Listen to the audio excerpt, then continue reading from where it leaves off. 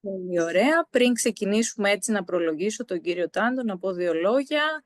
Είναι αναπληρωτής καθηγητής κειμενογλωσσολογίας και υπολογιστικής γλωσσολογίας στο τμήμα Φιλολογίας του Αριστοτελείου Πανεπιστημίου Θεσσαλονίκης και μετά την ολοκλήρωση των μεταπτυχιακών του σπουδών στην επεξεργασία φυσικής γλώσσας στο University of Manchester, συμμετείχε ως επιστημονικός συνεργάτης στο ερευνητικό έργο με τίτλο Variation and Development in Lexicon στο Πανεπιστήμιο της Κωνσταντίας, από όπου ολοκλήρωσε και τη διδακτορική του διατριβή. Έχει διδάξει πολλά μαθήματα υπολογιστικής γλωσσολογίας σε ποικίλα πανεπιστήμια και στο δικό μας μεταξύ άλλων. Το 10 εκλέχθηκε λέκτορας κειμενογλωσσολογίας στο τμήμα Φιλολογίας του Αριστοτελείου και έχει συμμετάσχει σε πληθώρα ερευνητικών έργων όπως το Διάπολης, που είχαμε και τη χαρά να συνεργαστούμε. Και από τις αρχές του 20 μέχρι τα τέλη του 23 υπήρξε επιστημονικός υπεύθυνος στο έργο Λανθάνους Εσόψης στην κατάκτηση της δεύτερης γλώσσας, που χρηματοδοτήθηκε από το γνωστό Μανσελιδέκ. Τα τελευταία χρόνια η έρευνα και η αρθρογραφία του επικεντρώνεται στην υπολογιστική σημασιολογία, την πραγματολογία, τη χρήση μεγάλων γλωσσικών μοντέλων, για τα οποία θα μας μιλήσει σήμερα, στη διδασκαλία και εκμάθηση της δεύτερης γλώσσας και φυσικά στη γλωσσολογία σωμάτων κειμένων. Το σημερινό θέμα είναι η μηχανική μάθηση και το ελληνικό σώμα κειμένων μαθητών, το ΕΣΚΙΜΑΣ, και με μεγάλη χαρά του δίνουμε το λόγο. Ωραία, σας ευχαριστώ πολύ, Φιγένια. Απλώς μόνο να συμπληρώσω ότι ως αναπληρωτής πλέον είμαι στην κειμενογλωσσολογία και υπολογιστική γλωσσολογία. Και υπολογιστική, σωστά, Ναι, σωστά. πλέον, Ωραία. γιατί ήταν η πρώτη μου εκλογή τότε και Ωραία, πολύ ωραία. μετά άλλαξε. Λοιπόν, χαίρομαι που βρίσκομαι μαζί σου, Φιγένια, όχι μόνο γιατί γνωριζόμαστε από τότε που έκανες το μεταπτυχιακό σου, αλλά και γιατί έτσι επανέρχομαι στο Δημοκρίτιο μετά από κάποια χρόνια. Βλέπω ότι υπάρχει ενδιαφέρον εδώ από τους φοιτητές, ότι τους κρατάς ζεστούς και με ενδιαφέρον. Για να δούμε λοιπόν τι θα καταφέρουμε να περάσουμε στο κοινό μας. Λοιπόν, για καταρχάς να πάρουμε τα αρχικά. Ωραία, εντάξει, τώρα στη δομή την αφήνω εκτός γιατί άλλαξα γνώμη πολλές φορές μέχρι να καταλήξω στο τι θα πω, είναι η αλήθεια. Όπως συγγνώμη λίγο, μου βγάζει εδώ, συγχωρήστε με για ένα λεπτό. Έχει ένα OK εδώ από το ότι Για το κάνει recording, ναι. Ωραία. το Πάντως σε οποίο... εμάς εμφανίζονται όλα κανονικά. Ωραία, ένα λεπτό δώστε μου. Το πρόβλημα είναι ότι δεν μπορώ να δω τον... Ωραία. Okay. Ωραία. Τώρα θα ξαναμπούμε σε mode παρουσίαση. Είμαστε DA. Ναι, μια χαρά. Ωραία. Λοιπόν, σκέφτομαι ότι αυτή η σημερινή παρουσίαση μπορεί να λειτουργήσει ως ένας οδικός χάρτης στη μηχανική μάθηση σε σχέση με την γλωσσική εκπαίδευση. Έτσι το οραματίστηκα, αλλά επειδή χρησιμοποιούνται συνεχώς αυτοί οι όροι και αυτή η ορολογία γενικότερα αυτών των πεδίων που έχουν πολλές ομοιότητες μεταξύ τους, πολλές φορές η σχηματική αναπαράσταση των αντικειμένων που αντιστοιχούν σε αυτούς τους όρους και που χαρακτηρίζουν το πεδίο της τεχνητής νοημοσύνης είναι καλό να υπάρχουν στο μυαλό μας ως έτσι, κατευθυντήριες γραμμές. Εδώ βλέπουμε έτσι εν είδη Venn diagram, ενός διαγράμματος με κύκλους της επικαλύψεις των αντικειμένων. Αν υποθέσουμε ότι η τεχνητή νοημοσύνη είναι έτσι ο πιο γενικός όρος που χρησιμοποιείται για όλες τις πιθανές εφαρμογές και τα πεδία της τεχνητής νοημοσύνης, συμβολικές και μη, έχουμε στη συνέχεια τη μηχανική μάθηση, η οποία είναι μια πιο αλγοριθμική παύλα στατιστική προσέγγιση, στοχαστική προσέγγιση στην τεχνητή νοημοσύνη. Βέβαια, παρένθεση, δεν θα προσεγγίσω την έννοια της νοημοσύνης εδώ, όπως καταλαβαίνετε. Είναι ίσως τίτλος για μια άλλη ανακοίνωση και συζήτηση. Στη συνέχεια, έχουμε τη βαθιά μάθηση, που είναι ένα υποσύνολο της μηχανικής μάθησης. Η μηχανική μάθηση μέχρι τα μέσα του 2010 κινούνταν έχοντας ένα σύνολο μεθόδων και θεωριών αλγοριθμικών και στοχαστικών, οι οποίες πλέον χαρακτηρίζονται παραδοσιακή μηχανική μάθηση. Όταν ξεπετάχτηκε μέσα σε εισαγωγικά η βαθιά μάθηση, το deep learning, εκεί περίπου ιστορικά μπορούμε να το δούμε, μετά το 2013 πιο συγκεκριμένα. Βέβαια, ιστορικά προϋπήρχαν οι ιδέες για τη χρήση νευρονικών δικτύων στην τεχνητή νοημοσύνη, αλλά τότε, ειδικά και μάλιστα με αφορμή την επεξεργασία φυσικής γλώσσας, ανάμεσα στις εφαρμογές της μηχανικής μάθησης, είδαμε έτσι τις πρώτες διανυσματικές αναπαραστάσεις γλώσσας, που σιγά σιγά μας οδηγήσαν στην εκπαίδευση νευρονικών δικτύων και έπειτα στις διαφορετικές αρχιτεκτονικές βαθιάς μάθησης. Αν προχωρήσουμε ιστορικά, που αυτό συμπίπτει και με το υποσύνολο της γενετικής τεχνητής νοημοσύνης, το επόμενο που βλέπετε πιο μέσα, είναι ένα υποσύνολο το οποίο αφορά εφαρμογές με τις οποίες είμαστε πλέον εξοικειωμένοι όλες και όλοι, δηλαδή τις εφαρμογές που παράγεται λόγος και εξού και το generative AI. Θα δούμε κάποια πράγματα σε σχέση με αυτό και ακόμα πιο συγκεκριμένα ένα υποσύνολο της γενετικής τεχνητής νοημοσύνης είναι τα λεγόμενα LLMs. Έτσι. Ο όρος στα ελληνικά αποδίδεται ως μεγάλα γλωσσικά μοντέλα, αλλά για να είμαι ειλικρινής και εδώ αυτό θα κάνω, θα υιοθετήσω έτσι το LLM, μου θυμίζει και τις σοκολατίτσες με την επικάλυψη καραμέλας και τον προεκτιμάω και εύκολα το χρησιμοποιώ αυτόν τον όρο. Τα LLMs λοιπόν, με τα οποία είστε εξοικειωμένες οι περισσότερες και οι περισσότεροι, και μία από αυτές ένα από αυτά τα μοντέλα, τα οποία έχουν και ως εφαρμογή τους στο ChatGPT, είναι αυτή που γνωρίζετε και που έγινε στη βάση της οποίας έτσι αποκαλύφθηκε αυτή η ξεκίνησε αυτή η νέα επανάσταση το τέλος του 2020, με τη φυσικότητα και το ρέοντα λόγο. Επομένως, εμείς εδώ εγώ φιλοδοξώ να πω δύο πράγματα για το μέσα κύκλο, ενώ αν υπάρχει χρόνος θα μιλήσουμε και για την παραδοσιακή μηχανική μάθηση και τα πλεονεκτήματά της, αλλά και τα δυνατά της σημεία σε σύγκριση με τη χρήση των LLMs. Και όλα αυτά βέβαια έτσι, σε συνάρτηση με τη γλωσσική εκπαίδευση και την ελληνική ως δεύτερη γλώσσα. Αυτή θα είναι η κοινή μας κοινή συνισταμένη όλων αυτών για τα οποία θα μιλήσω και θα αναφέρω.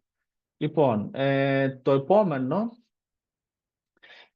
είναι ένας διάλογος με το ChatGPT που έκανα για τη διδασκαλία και εκμάθηση των ελληνικών. Η αλήθεια είναι ότι πριν από ένα τέταρτο πριν πω, δυστυχώς το link το έχασα. Αυτό που βλέπετε δηλαδή κατά λάθος σβήστηκε. Αυτό όμως δεν μας εμποδίζει να αναφέρουμε το τι ακριβώς συμβαίνει όταν κάποιος διεπιδρά με το ChatGPT για να ανιχνεύσει λάθη πραγματικών αυθεντικών παραγωγών των μαθητών της ελληνικής ως δεύτερης γλώσσας, της παύλα ξένης γλώσσας. Δηλαδή σε αυτό το link τώρα που βλέπετε, αν δεν είχε σβηστεί από τη μνήμη του δικού μου λογαριασμού, θα μπορούσατε να κατευθυνθείτε σε μια έτσι διαλογική συζήτηση, όχι διαλογική, κάθε φορά δυσκολεύομαι αυτόν τον όρο, η αλήθεια είναι, με αυτή τη διεπίδραση με τα διαλογικά ρομπότ, με το ChatGPT συγκεκριμένα, όπου θα βλέπατε πώς αντιμετωπίζει μια τέτοια παραγωγή και τι ακριβώς κάνει όταν του λέμε να διορθώσει τα λάθη ενός κειμένου, γραπτού κειμένου προκειμένου, ενός μαθητή της ελληνικής ως ξένης δεύτερης γλώσσας, την οποία παραγωγή την πήραμε από το Schemath. Εκεί θα δείτε τα εξής πλεονεκτήματα και μειονεκτήματα. Καταρχάς, θα διορθωθούν τα περισσότερα, αν όχι όλα τα λάθη. Το μοντέλο που χρησιμοποίησα για να παραχθεί αυτός ο διάλογος μέσα εισαγωγικά είναι το GPT-4o, έτσι. Κάθε 2-3 μήνες σχεδόν βλέπουμε ότι ανανεώνεται το ρεπερτόριο των μοντέλων της OpenAI, αλλά και των άλλων εταιριών, έτσι, Mistral, Gemini, Google κλπ. Και αποκαλύπτονται μοντέλα με περισσότερες δυνατότητες, με χαρακτηριστικά που δεν είχαν τα προηγούμενα και ούτω καθεξής. Σε αυτή τη φάση που βρισκόμαστε, όντως τα περισσότερα λάθη διορθώνονται και αποδίδεται φυσικός λόγος. Με φυσικό λόγο αποδίδεται το διορθωμένο κείμενο που επιστρέφεται, έτσι. Και τα περισσότερα, βέβαια, όχι όλα τα λάθη, αυτό πρέπει να το κρατήσουμε, και μπορεί να δει κανείς ότι όντως εξοικονομείται χρόνος για τον εκπαιδευτικό και για το μαθητή. Όμως, τα μειονεκτήματα, θα δούμε και πραγματικές παραγωγές που έχω βγάλει screenshot, οπότε μην αποθαρρύνεστε, θα δούμε και πραγματικά παραδείγματα στη συνέχεια. Τα μειονεκτήματα είναι ότι όταν του ζήτησα να μου εξηγήσει τα λάθη, γιατί έκανε αυτές τις αλλαγές που έκανε, αυτές τις διορθώσεις, πρώτα απ' όλα μου έδινε γενικές περιγραφές του λάθους, μου έλεγε ότι αυτό είναι πιο φυσικό, έτσι ρέει καλύτερα ο λόγος. Άλλες φορές είχε και μία γραμματική εξήγηση του λάθους, έτσι, της πηγής του λάθους. Και άλλοτε είχε όμως και λανθασμένη ερμηνεία της πηγής ενός λάθους. Επίσης, στη βάση αυτών των διορθώσεων, εάν θέλαμε να χρησιμοποιήσουμε το ChatGPT ή αντίστοιχα άλλα τέτοια εργαλεία διαλογικά, πολύ γρήγορα θα διαπιστώναμε ότι δεν θα ήταν εύκολο να εστιάσουν σε μια γραμματική περιοχή. Γιατί μπορεί να διορθώνονται όλα τα λάθη, τα περισσότερα, αλλά δεν μπορούμε εύκολα να εστιάσουμε εμείς ως εκπαιδευτικοί από τη μία πλευρά, αλλά και οι ίδιοι μαθητές, σε ένα από τα είδη των λαθών που ίσως θεωρούμε ότι παίζει ιδιαίτερα σημαντικό ρόλο στην εκμάθηση της ελληνικής ως δεύτερης γλώσσας. Επίσης, δεν μπορούμε να γενικεύσουμε στη βάση των πιθανών πηγών του λάθους. Θα του δώσουμε κάποια κείμενα, θα μας τα διορθώσει. Η διορθώση θα είναι φυσικός λόγος, αλλά δεν θα μας οδηγήσει σε μια γενίκευση του τι ακριβώς συμβαίνει στη διαγλώσσα του μαθητή. Έτσι. Δηλαδή, σε αυτό το σύστημα που εξελίσσεται και όσο προχωράει ο χρόνος, παίρνει χαρακτηριστικά πιο κοντά στη γλώσσα στόχο, έτσι, στα ελληνικά, στην περίπτωσή μας. Τέλος, δίνεται η ψευδαίσθηση της κατάκτησης γνώσης ή η απατηλή γνώση. Γι' αυτό το τελευταίο, κρατήστε το, θα αναφερθώ σε αυτό στο τέλος της σημερινής παρουσίας. Απλώς για μένα συνοψίζει την παρούσα κατάσταση σε σχέση με τη χρήση των LLM στην εκπαίδευση. Θα δείτε τι εννοώ στο τέλος, αφού έχουμε δει όλα αυτά σε σχέση με τα LLMs και το Schemath κατά τη διάρκεια της παρουσίασης. Λοιπόν, ας πάμε παρακάτω. Τώρα, θα πούμε δύο πράγματα έτσι για να έχουμε μια κοινή βασική γλώσσα συνεννόησης μεταξύ μας, έτσι.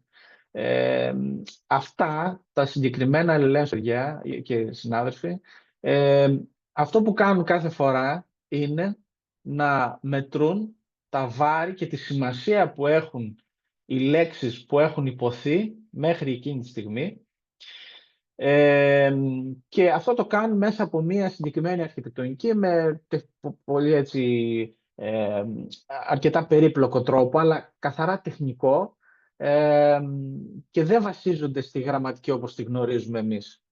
Παρ' όλα αυτά, ακριβώς επειδή πρόκειται για μια μηχανή που αναμασά αριθμούς και διανύσματα αριθμών, και στη βάση τεράστιων βάσεων γλωσσικών δεδομένων, έτσι, βλέπουμε ότι πολύ επιτυχημένα, ας πούμε στην περίπτωση αυτής της πρότασης, The Teacher Taught the Student with a Book, θα δείτε ότι το book μπορεί όντως, αν εστιάζαμε στις λέξεις με τις οποίες σχετίζεται περισσότερο, θα δείτε ότι πίσω από αυτό το σχήμα, εάν έβρισκα τους αριθμούς, συσχέτισης, όχι στατιστική συσχέτιση, προσέξτε, στους βαθμούς εστίασης όπως λέγονται ή βαθμούς προσοχής, θα δείτε ότι το book όντως, στη βάση της συμπερασματολογίας αυτών των LLMs, το book όντως συνδέεται με το student και το teacher, κάτι το οποίο είναι εκπληκτικό, έτσι, να γίνεται αυτοματοποιημένα.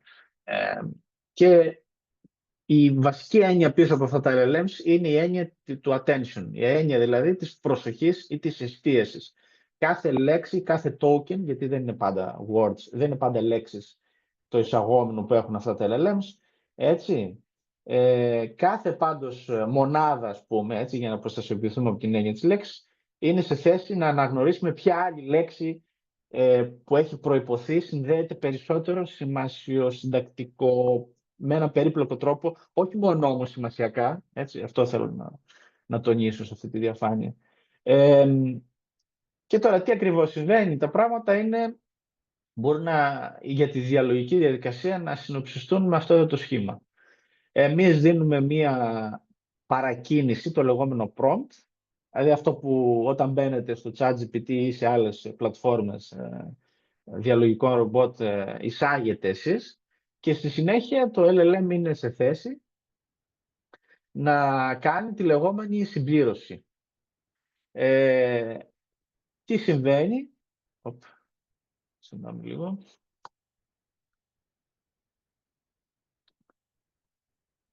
Γιατί δεν μπορώ να το πατήσω τώρα.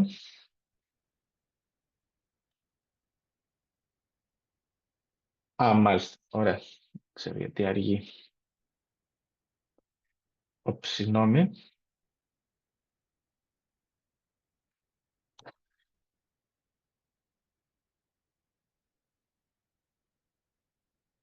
Καταρχάς ακούγομαι?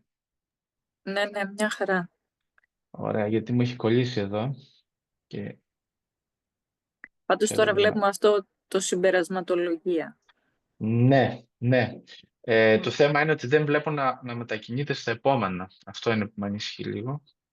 Μήπως να σταματήσει το share και... Ναι. Έχει κολλήσει. Αυτό είναι το πρόβλημά μου.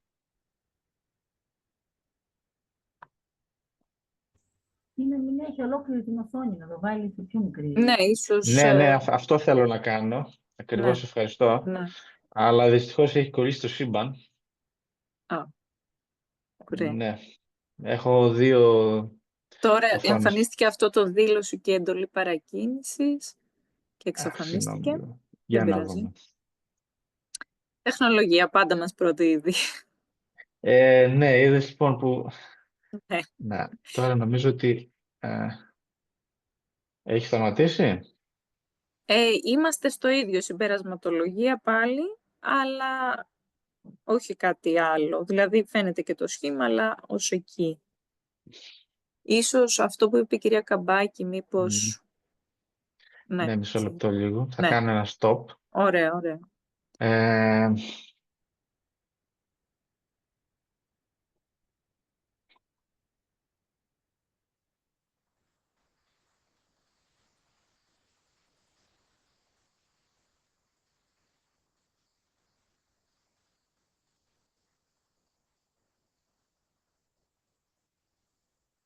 Ζητώ συγγνώμη, αλλά φαίνεται ότι υπερεκτίμησα τη δυνατότητα του δικού μου υπολογιστή. Μου συνέβη και εμένα τις προάλλες, με κράσαρε λίγο ο δικός μου. Εντάξει, ταλαιπωρούνται και αυτοί, τι να κάνουνε. Ναι. Ναι, τις υπερεκτιμούμε γιατί πιστεύουμε ότι μπορεί να υποκαταστήσουν σχεδόν τα πάντα. Είναι πολύ νωρίς αυτά που θέλουμε να κάνουμε. Είναι πολύ νωρίς ακόμα, νομίζω. Η τεχνολογία είναι ακόμα στα σπάργανα. Νομίζω ότι είναι προχωρημένη, αλλά είναι πολύ νωρίς. Ναι. Σε επίπεδο προσωπικής χρήσης συμφωνώ ακόμα. Για εσάς μπορεί, αλλά λέω γενικά η τεχνολογία δεν είναι πάντα. Ναι, ναι. Νομίζω δεν είναι, όντως. δεν είναι. Όχι, δεν είναι. Και ελπίζω λίγο να δούμε κάποιες πτυχές αυτού του συμπεράσματος που βγάζετε. Λοιπόν, τώρα πιστεύω ότι ξεκολλήσαμε λιγάκι. Ωραία. Οπότε... Ωραία. Αλλά δεν θα κάνω το λάθος πλέον να έχω full screen. Και έτσι είναι μια χαρά. Μια χαρά είναι. Ωραία. Λοιπόν, συμβαίνουν αυτά τα πράγματα, αυτά που βλέπετε τώρα. Δηλαδή, έχουμε μια δήλωση ή εντολή παρακίνησης από την πλευρά του χρήστη και τα δύο αυτά στάδια που έχουμε κόκκινο είναι το μέρος της λεγόμενης, αποτελούν μέρη της λεγόμενης συμπερασματολογίας. Η συμπερασματολογία στο πλαίσιο των LLMs είναι ένας πολύ συγκεκριμένος τεχνικός όρος, έτσι. Δεν σχετίζεται με τη συμπερασματολογία όπως την εννοούμε εμείς στη γλωσσολογία και στη σημασιολογία πιο συγκεκριμένα. Αυτό που συμβαίνει είναι το εξής πολύ απλό, ότι το LLM παίρνει κάθε μία από αυτές τις λέξεις και όταν βρεθεί στην τελευταία λέξη του εισαγωμένου, δηλαδή της δήλωσης παρακίνησης, καλείται να συμπληρώσει την επόμενη λέξη. Η επόμενη λέξη επιλέγεται στη βάση των βαρών του μοντέλου, δηλαδή κάποιων αριθμών και κάποιων διανυσμάτων, και επιλέγεται το διάνυσμα που θεωρείται ότι έχει τη μεγαλύτερη πιθανότητα να εμφανιστεί ακριβώς μετά.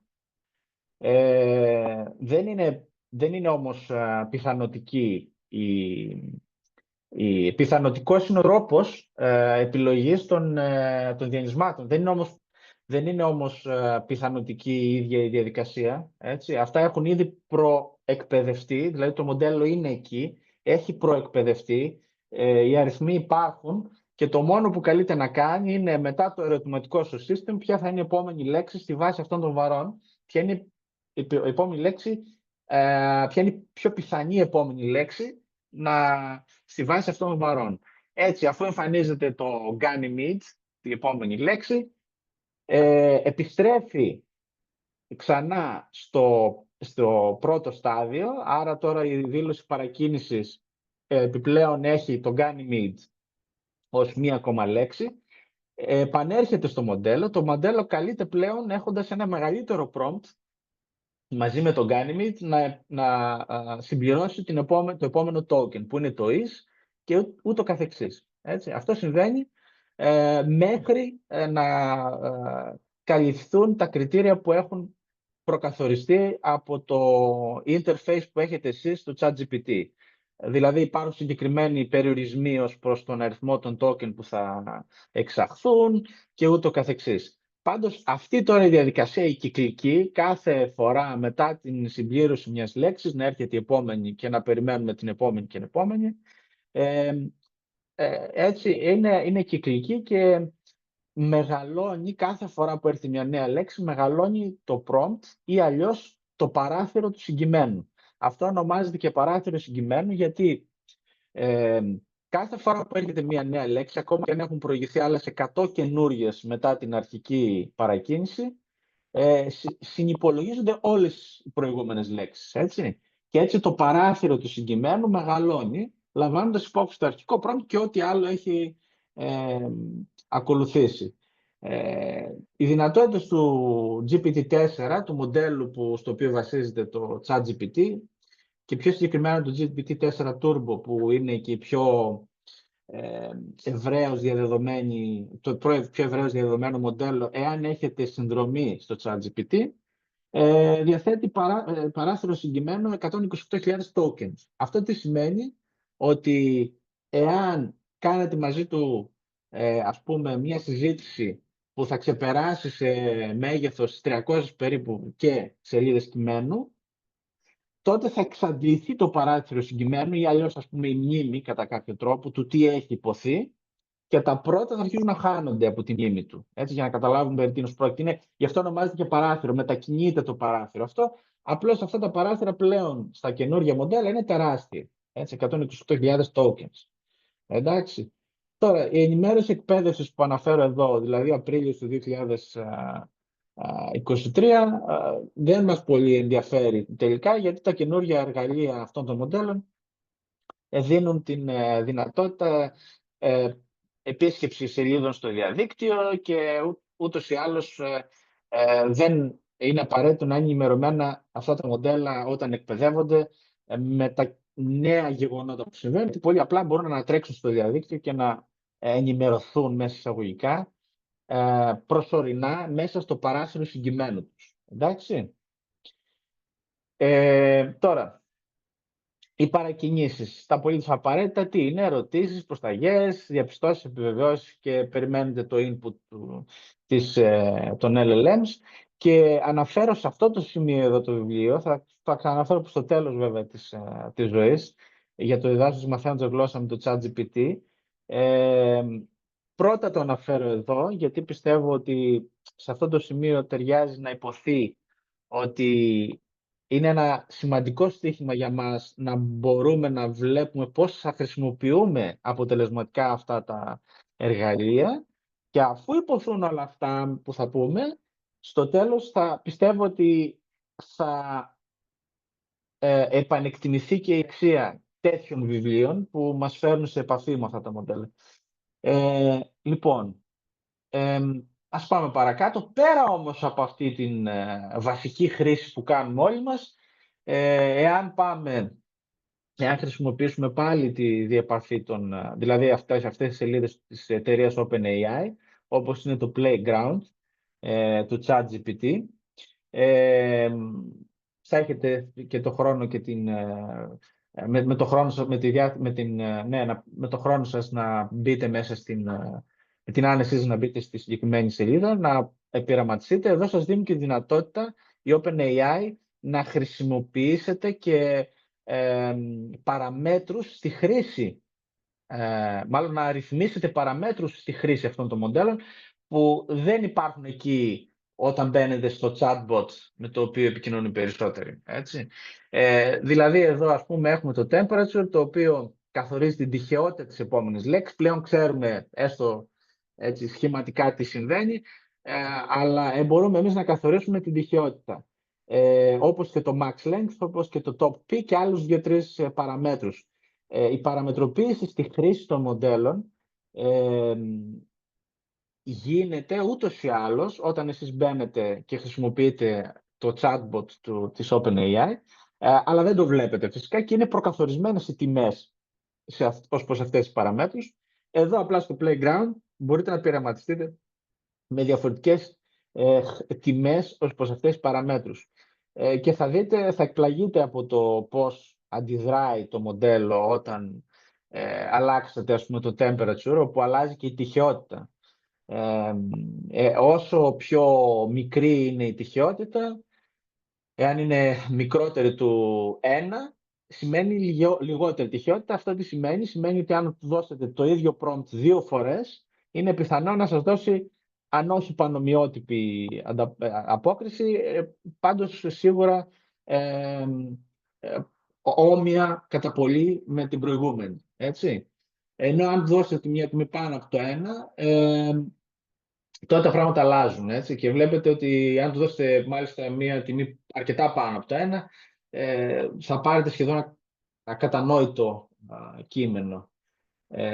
Το οποίο ακριβώς εδώ έτσι προδίδει ας πούμε και τον τρόπο, έμεσα τουλάχιστον, τον τρόπο με τον οποίο λειτουργούν και αυτά τα μοντέλα. Επίσης, ο περιορισμός του αριθμού των tokens που θα παράγει στο εξάγωμενο, μπορείτε και αυτό να το καθορίζετε, και των επιλογών της επόμενης λέξης. Στη βάση της ανώτατης εμφάνισης των πιθανών επόμενων tokens. Το top P μας λέει ότι εγώ θέλω την πρώτη προκαθορισμένη τιμή για το top P είναι η πρώτη σε πιθανότητα λέξη, αλλά αυτό μπορείτε να το αλλάξετε. Μπορείτε να του λέτε θέλω ανάμεσα στις πρώτες 5 ή 10 λέξεις που βρίσκονται πιο πάνω στην κατάταξη ως προς την πιθανότητα εμφάνισής τους, να επιλέξει από αυτές και όχι μόνο και πάντα υποχρεωτικά την πρώτη πιο πιθανή λέξη που θα ακολουθήσει. Οπότε και αυτό είναι μια έμεση παράμετρος, μια έμεσος παράγοντας ρύθμισης της τυχαιότητας. Έτσι. Και επίσης υπάρχει και το frequency penalty και το presence penalty. Αυτές τις τυχαιότητες μπορείτε να τις ρυθμίσετε νομίζω και στο Excel και στο Word πλέον, αν εντάξετε τη χρήση τους στο Word και στο Excel. Έτσι. Ας έχετε και αυτό υπόψη. Τα αναφέρω γιατί νομίζω ότι δίνουν έτσι ένα insight στο τι συμβαίνει στον τρόπο με τον οποίο λειτουργούν αυτά τα μοντέλα. Τώρα, πώς διεπιδρούμε με το LLM? Αυτό νομίζω είναι από τα πιο σημαντικά, από τις πιο σημαντικές διαφάνειες. Πρώτα απ' όλα μπορούμε να χρησιμοποιήσουμε μια απλή δήλωση παρακίνησης. Ένα prompt όπως το ξέρουμε, όπως μας εκφράζει για αυτό που ζητούμε, έτσι. Στη συνέχεια όμως, αυτό που δεν ξέρουμε, ή τουλάχιστον εννοώ μέσω χρήστης που δεν ξέρει, είναι ότι μπορεί να εμπλουτίσει αυτή τη δήλωση παρακίνησης, μιλώντας για το ρόλο του χρήστη και πέρα από τις παραμέτρους που είδαμε πριν, με την παραμετροποίηση της χρήσης, και κάτι που θα το συμπληρώσω ίσως μετά πέρα από τη ρύθμιση του ρόλου του χρήστη, μπορώ να έχω, δηλαδή, μπορώ να προκαθορίσω το ρόλο το δικό μου, και έτσι αυτό θα καθορίσει με τη σειρά του τον τρόπο με τον οποίο θα ανταποκριθεί το διαλογικό σύστημα. Όπως επίσης μπορώ να ρυθμίσω και το ρόλο του ίδιου του διαλογικού ρομπότ, εάν πρόκειται για κάτι πολύ συγκεκριμένο που θέλω. Έτσι. Μοιάζει με μία απλή δήλωση παρακίνησης, για να καταλάβετε τι εννοώ, που θα λέει υπέθεσε ότι είσαι, υπέθεσε ότι είσαι καθηγητής, ότι είσαι εκπαιδευτικός και διδάσκεις ελληνικά. Έτσι. Θέλω να μου διδάξεις αυτό το φαινόμενο. Κάτι τέτοιο. Απλώς συμπλουτισμένη δήλωση παρακίνησης μπορεί αυτό το ρόλο του χρήστη να τον συγκεκριμενοποιήσει. Έτσι. Δηλαδή μπορούμε επομένως να γράψουμε μια πολύ απλή δήλωση παρακίνησης και τα πράγματα να δουλέψουν, αλλά μπορεί να χρειαστεί να δώσουμε πολύ περισσότερες λεπτομέρειες σε σχέση με το ρόλο μας και το ρόλο της διαλογικής μηχανής. Έτσι. Και επίσης να παραμετροποιήσουμε τη χρήση αυτών των μοντέλων. Άλλος τρόπος χρήσης εμπλουτισμένης δήλωσης παρακίνησης είναι η λεγόμενη έγχυση γνώσης. Εδώ μπορούμε να χρησιμοποιήσουμε παραδείγματα, να φτιάξουμε δηλαδή δηλώσεις παρακίνησης χρησιμοποιώντας τη λεγόμενη μηχανική παρακίνηση. Τώρα ο όρος είναι,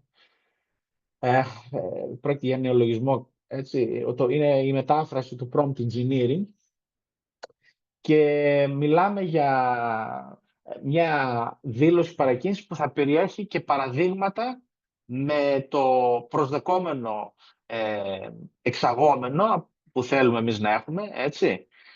Και μπορούμε να χρησιμοποιήσουμε ένα ή και περισσότερα τέτοια παραδείγματα και έτσι η παρακίνησή μας πρώτα να έχει το ζητούμενο το οποίο έχουμε, μπορεί να έχει το ρόλο που θέλουμε να έχουμε, όπως και το ρόλο που θέλουμε να έχει το ChatGPT, έτσι. Αλλά επίσης μπορούμε να του δώσουμε και παραδείγματα που αφορούν το ζητούμενό μας και το τι περιμένουμε στη βάση αυτών των παραδειγμάτων. Με άλλα λόγια, ας πούμε ότι θα μπορούσαμε να έχουμε παραδείγματα που θα καθοδηγούν, έτσι, το ChatGPT ως προς τον τρόπο με τον οποίο θέλουμε να διορθώνει τα γραπτά των μαθητών μας. Έτσι. Όταν βλέπεις αυτό, θα κάνεις εκείνο. Και μάλιστα έχει φανεί ότι μπορούμε, ας πούμε, να βάζουμε βέλη, όπου θα δείχνουμε το τι θα είναι το εισαγόμενό μας και τι περιμένουμε στο εισαγόμενο. Δηλαδή, αριστερά και δεξιά, να δείχνουμε το τι περιμένουμε και το αναμενόμενο εξαγόμενο, και αυτό να θεωρηθεί βάση για το inference, τη συμπερασματολογία την οποία θα ακολουθήσει το ChatGPT. Η άλλη περίπτωση έγχυσης γνώσης είναι η φόρτωση μιας βάσης δεδομένων. Έτσι. Μπορούμε να φορτώσουμε έγγραφα μέσω αυτής της τεχνικής που λέγεται RAG, η οποία πλέον έχει ενσωματωθεί και στο ChatGPT, αλλά και σε όλες σε αυτά τα διαλογικά συστήματα. Δηλαδή μπορούμε να κάνουμε upload, αυτό φαίνεται στα μάτια μας, έτσι, χρησιμοποιείται μια συγκεκριμένη τεχνική, που αυτά τα δεδομένα που ανεβάζουμε, ένα άρθρο, έτσι, ενδεχομένως, ή ένα κείμενο τεχνικό που θέλουμε να μας βοηθήσει να το καταλάβουμε, το ανεβάζουμε και κάνουμε ερωτήσεις σε σχέση με αυτό το έγγραφο ή αυτά τα έγγραφα. Μπορούμε να ανεβάσουμε πολλά έγγραφα, αρκεί να μην ξεπερνιέται το παράθυρο συγκειμένου. Αυτό ας το έχετε υπόψη σας. Το οποίο βέβαια ούτως ή άλλως είναι τεράστιο. Έτσι. Και ο δεύτερος τρόπος που αφορά την διεπίδραση με το LLM είναι η λεγόμενη επαναρρύθμιση παραμέτρων ενός μοντέλου. Το λεγόμενο fine-tuning. Όλες τις προηγούμενες περιπτώσεις είναι απλώς, ας πούμε, είναι παρακινήσεις, είναι διαφορετικές εκδοχές παρακινήσεων, εμπλουτισμένες, ίσως ακόμα και με τη βοήθεια εξωτερικών εγγράφων ή αρχείων, έτσι, που θα ανεβάζουν μέσω RAG, έτσι, με όλες τις πληροφορίες, αλλά πάντα απευθυνόμαστε στο ίδιο εκπαιδευμένο LLM.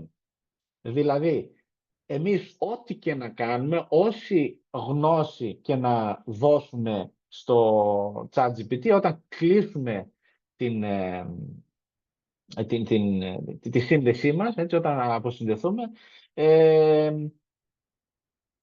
αυτή η μνήμη μπορεί να υπάρχει, όπως λένε, γιατί λένε ότι παρακολουθεί, και αν το έχετε προσέξει κι εσείς, στο λογαριασμό σας, και όσο περνάει ο καιρός, φαίνεται να κατανοεί μέσα εισαγωγικά περισσότερο το προφίλ σας.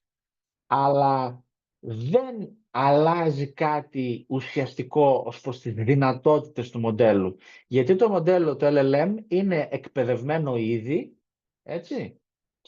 Μπορεί να βελτιωθεί και να δίνει λίγο πιο στοχευμένες απαντήσεις, αλλά οι δυνατότητες του δεν θα αλλάξουν ουσιαστικά. Ενώ με την επαναρρύθμιση ενός LLM, έτσι, αυτό με τη χρήση του ενός fine-tuning, τα πράγματα αλλάζουν. Ας πάρουμε ένα παράδειγμα. Δηλαδή, ας υποθέσουμε ότι εμείς θέλουμε να χρησιμοποιήσουμε ένα εκπαιδευμένο LLM, τελευταίες λέξεις, όπως είναι το ChatGPT, το GPT-4, που είναι το μοντέλο πίσω από το ChatGPT, και θέλουμε να το χρησιμοποιήσουμε για να μάθει τη γλώσσα των μαθητών. Ας πούμε ότι έχουμε αυτόν τον πολύ γενικό στόχο. Οι πρώτες αυτές στρατηγικές μας δεν θα μας πάνε πολύ μακριά, είναι η αλήθεια, έτσι. Και για τους λόγους στους οποίους αναφέρθηκα πριν από κάποιες διαφάνειες εδώ, δηλαδή δεν μπορούμε να γενικεύσουμε, δεν μπορούμε να εστιάσουμε, πολλές φορές έχουμε λαθασμένη ερμηνεία της πηγής ενός λάθους, γιατί πολύ απλά δεν έχει στα χέρια του, μάλλον δεν έχει εκπαιδευτεί το LLM πάνω σε τέτοια δεδομένα. Απλώς, ας πούμε, και προσπαθώ να είμαι αρκετά προσεκτικός, όπως βλέπετε, και να μιλήσω λίγο προθεωρητικά, έτσι, ας μου επιτραπεί έτσι αυτός ο τρόπος προσέγγισης της παρουσίασης, αλλά το κάνω για να γίνω κατανοητός από την άλλη, αλλά και από τη μία, αλλά και να μην να μην χρησιμοποιώ άλλους όσοι είναι αδόκιμοι για το αντικείμενο, αλλά σκεφτείτε ότι μπορεί να μας πάει ως ένα σημείο παραπέρα, έτσι, το μοντέλο, αλλά δεν πρόκειται για ένα νέο μοντέλο. Είναι το ίδιο μοντέλο, το οποίο απλώς έχει περισσότερα δεδομένα. Με την επαναρρύθμιση του παραμέτρου τα πράγματα αλλάζουν. Εάν χρησιμοποιήσουμε την τεχνική του fine-tuning σε ένα μοντέλο για να δημιουργηθεί ένα καινούριο LLM επαναρρυθμισμένο με αυτά τα δεδομένα πλέον, σκεφτείτε στον ίδιο τον οργανισμό του το LLM, έχει ενσωματώσει πλέον τα νέα δεδομένα μέσω των παραμέτρων του. Δεν χρειάζεται ούτε να του δίνετε δηλώσεις παρακίνησης πολύ συγκεκριμένες και μετά από πολύ καιρό ίσως να καταλάβει κάτι παραπάνω μέσα εισαγωγικά. Στην ουσία έχετε εγχύσει στην ουσία των LLM τη γνώση που θέλετε να δώσετε. Και αυτό συμβαίνει, και αυτή η επαναρρύθμιση των παραμέτρων έχει τη σημασία της ειδικά για γλωσσικές ποικιλίες όπως είναι η ελληνική ως δεύτερη γλώσσα, γενικά η Γ2, έτσι, αλλά και διαλέκτους που δεν έχουμε πολλά δεδομένα, που δεν έχουν καταγραφεί πολλά δεδομένα, γενικότερα οι γλωσσικές ποικιλίες τις οποίες δεν υπάρχουν πολλά καταγεγραμμένα ή δεν έχουν ψηφιακό αποτύπωμα τουλάχιστον μεγάλο αυτές οι γλωσσικές ποικιλίες, και επομένως, γιατί το αναφέρω αυτό, και επομένως τα μεγάλα LLMs όπως είναι της OpenAI, της Anthropic και όλων αυτών των άλλων εταιρεών, δεν είχαν την ευκαιρία να τα χρησιμοποιήσουν όταν έγινε η εκπαίδευση των μεγάλων τους μοντέλων. Από εκεί και πέρα μπορούμε εμείς, αν οι εταιρείες αυτές οι μεγάλες μας επιτρέπουν, ή εάν απευθυνθούμε βέβαια κατά κύριο λόγο, εκεί θα απευθυνθούμε σε εταιρείες που θα είναι open source, δηλαδή που θα είναι ανοιχτού κώδικα, που επιτρέπουν πρόσβαση σε αυτές τις παραμέτρους για να μπορέσουμε να κάνουμε αυτό το fine-tuning, τότε μπορούμε να επαναρρυθμίσουμε ένα LLM και αυτό το LLM να είναι, ας πούμε, εξειδικευμένο, ας πούμε, στα θρακιώτικα. Είναι εξειδικευμένο στην ελληνική ως Γ2, που σημαίνει ότι μπορεί να μιλήσετε μαζί του σε διάλεκτο ή μπορεί να μιλήσετε ή μπορεί να σας βοηθήσει περισσότερο στην διδασκαλία ή και να μάθετε την ελληνική ως δεύτερη γλώσσα ή ξένη γλώσσα, έτσι. Πρόκειται δηλαδή για μια ουσιαστικά διαφορετική προσέγγιση στη διεπίδραση με ένα LLM. Είναι μια παρέμβαση στον οργανισμό του LLM και η δημιουργία ενός νέου LLM. Εντάξει. Τώρα, λίγα πράγματα ακόμα, αν και πέρασε αρκετή ώρα χωρίς να έχω πει αυτά που ήθελα τα ουσιαστικά, αλλά νομίζω ότι και αυτό ως μια βάση για τι συμβαίνει βοηθάει. Αυτή τη στιγμή η οικογένεια μοντέλων GPT από τις τρεις διαφορετικές αρχιτεκτονικές ακολουθεί αυτά τα decoder-only μοντέλα, δηλαδή βασίζεται μόνο στο εισαγόμενο για να προβλεφθεί η επόμενη λέξη. Θα παρακάμψω τις 5, θα τις έχετε όμως αυτές τις διαφάνειες, θα αναρτηθούν υποθέτω Ιφηγένεια, οπότε θα τις συμπεριλάβω τώρα για να μπορέσω να τις παρακάμψω. Έχω αυτά τα είδη αρχιτεκτονικών LLMs για όσους ενδιαφέρονται λίγο παραπάνω για αυτά. Τώρα, τα μειονεκτήματα, όπως είπα και πριν, είναι αυτά που έχω εδώ με κόκκινο. Ακριβώς επειδή δεν πρόκειται για LLMs τα οποία έχουν στον οργανισμό, έχουν όπως είπα, ενσωματώσει αυτή τη γνώση σε σχέση με την ελληνική ως δεύτερη γλώσσα, έχουν και αυτά τα μειονεκτήματα. Δηλαδή, πολλές φορές, οι εξηγήσεις που δίνουν είναι γενικές και επιφανειακές, άρα δεν είναι ιδιαίτερα βοηθητικές για το μαθητή. Πολλές φορές, όταν ζητούμε το λόγο για τον οποίο έχει κάνει μια συγκεκριμένη διόρθωση, δεν μας δίνει σωστή επεξήγηση του λάθους. Άρα, αν κάποιος μαθητής βασιστεί αποκλειστικά σε ένα LLM για να μάθει ελληνικά, θα οδηγηθεί πολύ σύντομα σε λαθασμένα συμπεράσματα για το πώς λειτουργεί η γλώσσα. Έπειτα, δεν θα μπορεί να εστιάσει κανείς σε ένα συγκεκριμένο γραμματικό φαινόμενο που μπορεί να χωλένουν οι μαθητές.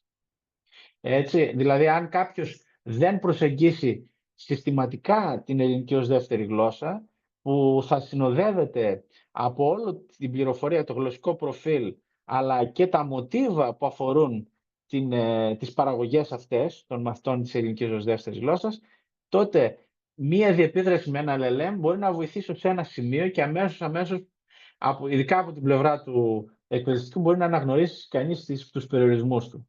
Επίσης, δεν εντοπίζει πρότυπα λαθών, πολύ απλά γιατί δεν μπορεί να γενικεύσει, έτσι, γιατί δεν έχει πληροφορίες σε σχέση με το γλωσσικό προφίλ του μαθητή.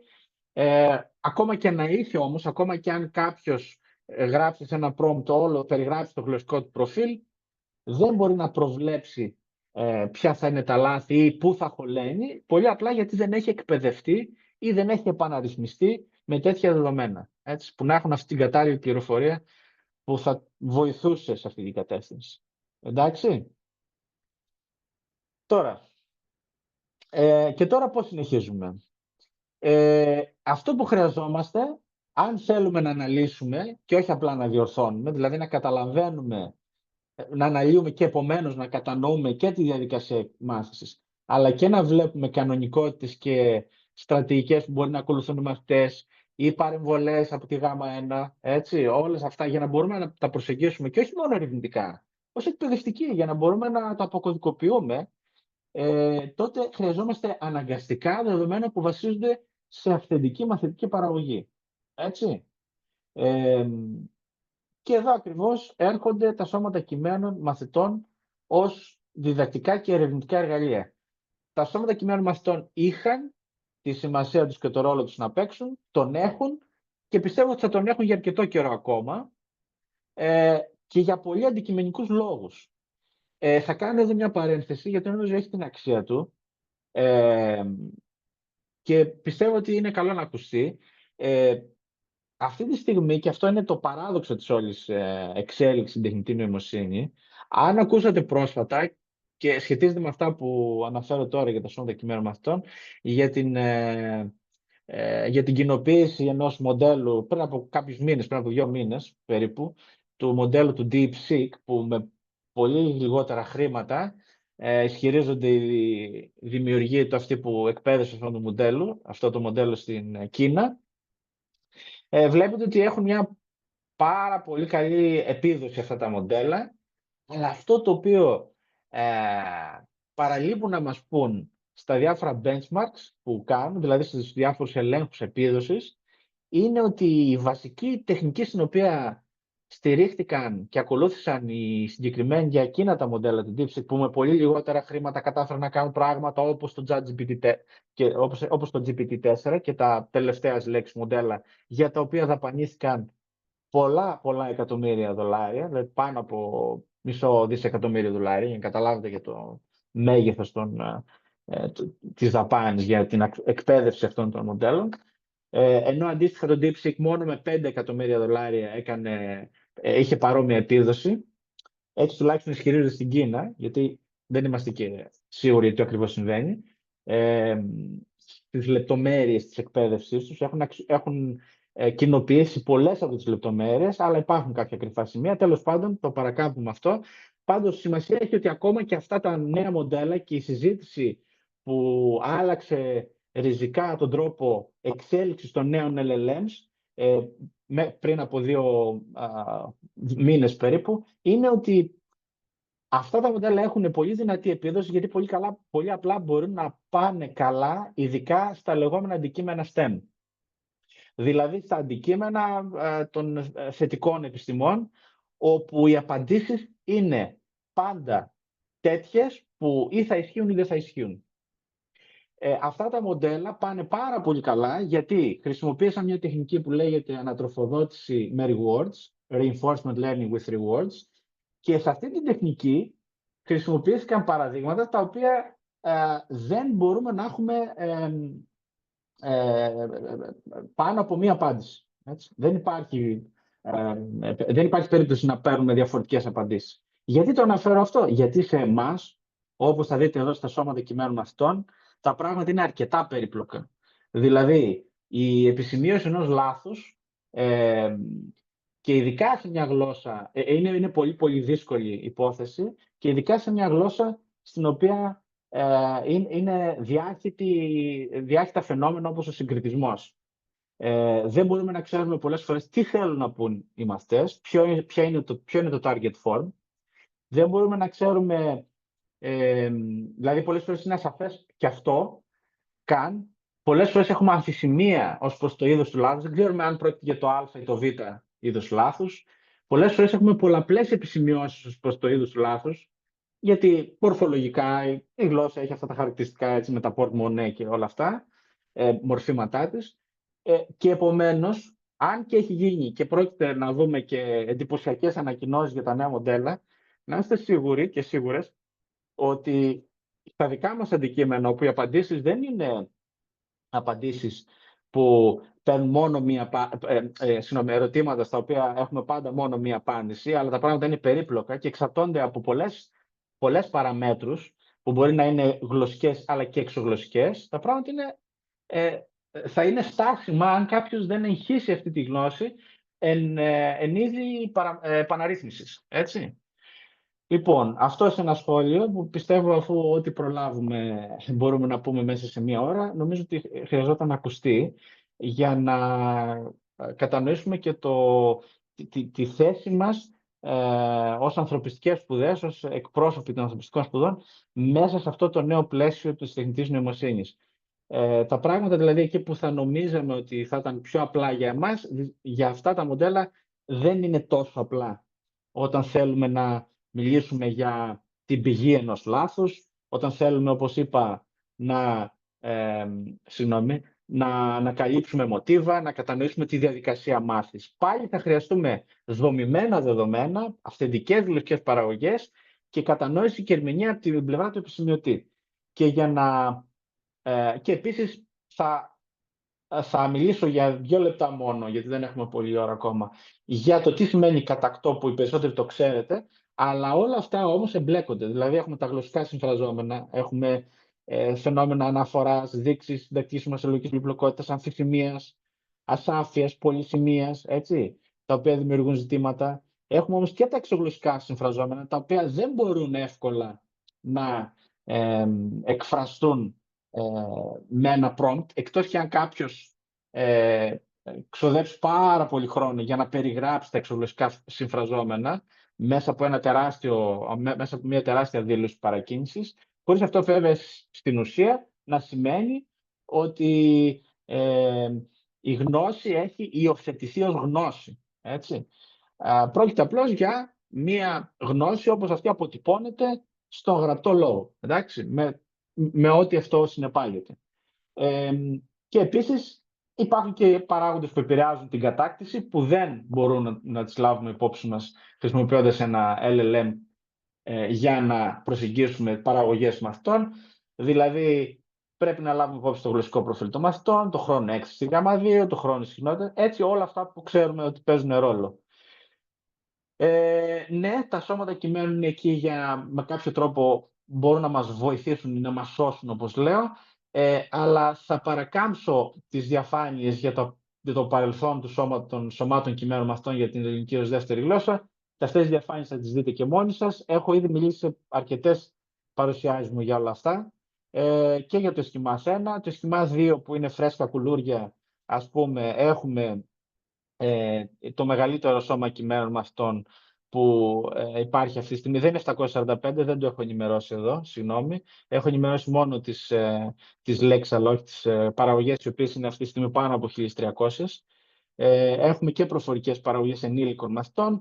Υπάρχει μια πλατφόρμα διαδικτυακής πλοήγησης στο Esquimaz, σε μέρος του Esquimaz, για να είμαι ειλικρινής. Δεν έχω ανεβάσει ακόμα όλα τα δεδομένα, γιατί συνεχώς ανανεώνεται το GLC. Από εκεί και πέρα έχουμε εξωτερικούς συνεργάτες που μας βοηθούν, ειδικά το SNER που οφείλω να το αναφέρω, γιατί χωρίς τη δική του συμβολή δεν θα είχαμε τα δεδομένα αυτά που έχουμε. Έτσι. Από εκεί συλλέγουμε τον κύριο όγκο των δεδομένων μας, δηλαδή των παραγωγών των μαθητών, και στη συνέχεια θα πάω σε κάποια screenshots που ετοίμασε σε συνεργασία με μένα βέβαια, για τον τρόπο με τον οποίο επισημειώνονται αυτή τη στιγμή τα δεδομένα με την επίβλεψή μου για τη μεταπτυχιακή εργασία του Κώστα Τσιότσκα. Υποψιάζομαι κάπου εδώ θα είναι στο κοινό μας. Εδώ έχουμε κάποια παραδείγματα που συγκεντρώσαμε, λαμβάνοντας υπόψη μόνο τις επισημειώσεις για κάποιες κατηγορίες συμφωνίας, όψης, απόδοσης γένους, φωνής, 5 κατηγορίες νομίζω ήταν, με τις οποίες βασιζόμαστε για να κάνουμε την επισημείωση σε αυτά τα κείμενα. Εδώ βλέπετε για παράδειγμα ότι αν πάρετε το κόσμο θα μπορούσαμε είτε να έχουμε μια συμφωνία γένους, είτε ένα λάθος απόδοσης γένους. Έτσι. Είτε θα έχουμε τη συμφωνία που εκφράζεται με αυτό το βέλος, έχουμε μια σχεσιακή επισημείωση που αυτό πρέπει με έναν τρόπο να αποτυπωθεί και να περαστεί στο νέο μας επαναρρυθμισμένο μοντέλο που σχεδιάζει ο Κώστας να κάνουμε, και από την άλλη να είναι ένα πρόβλημα απόδοση γένους, δηλαδή να έχουμε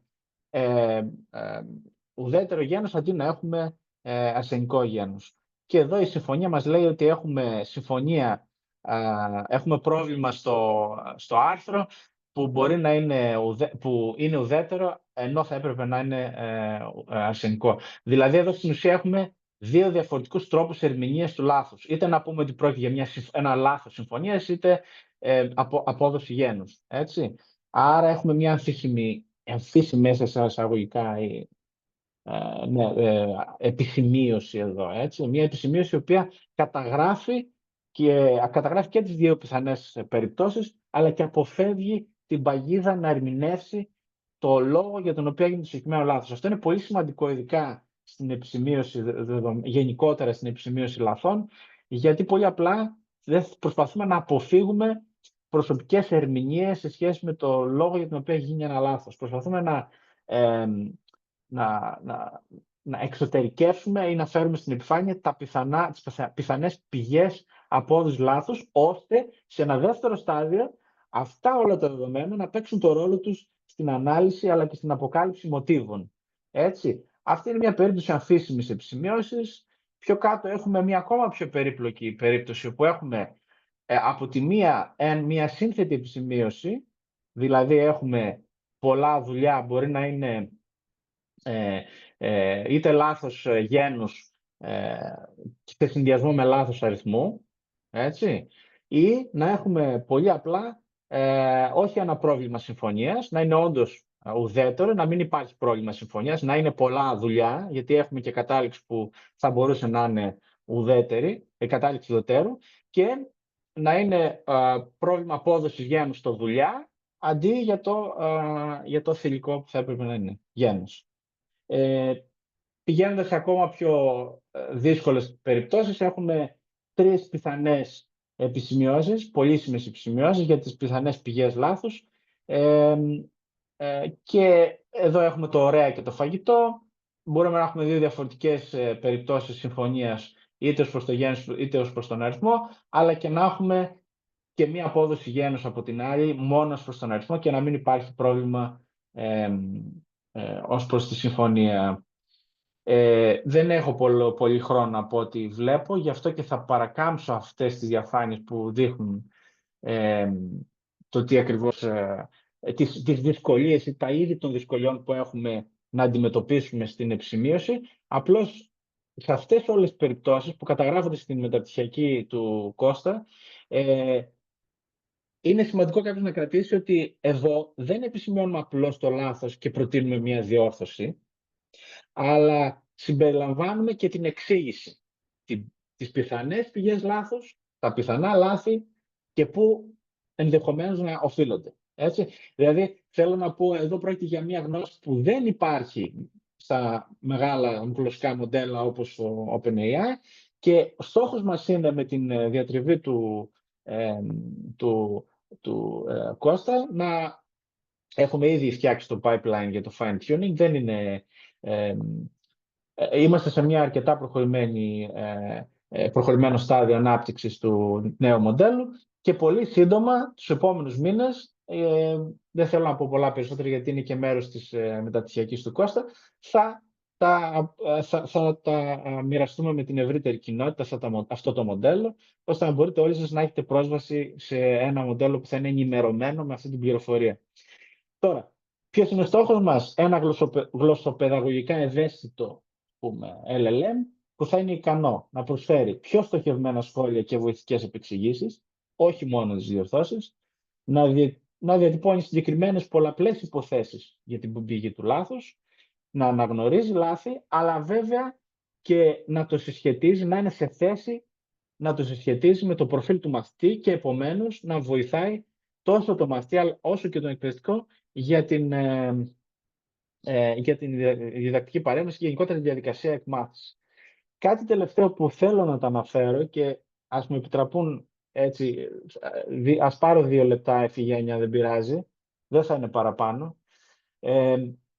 Λοιπόν, ο Ethan Mollick θα συμβούλευα να τον ακολουθήσετε. Είναι ένας γνωστός καθηγητής στο κολέγιο του Wharton του Πανεπιστημίου της Πενσιλβάνια. Νομίζω της Πενσιλβάνια είναι. Της Πενσιλβάνια, ναι, κατά πάσα πιθανότητα. Ο οποίος τώρα είναι γνωστός για τις πολύ έτσι, επιδραστικές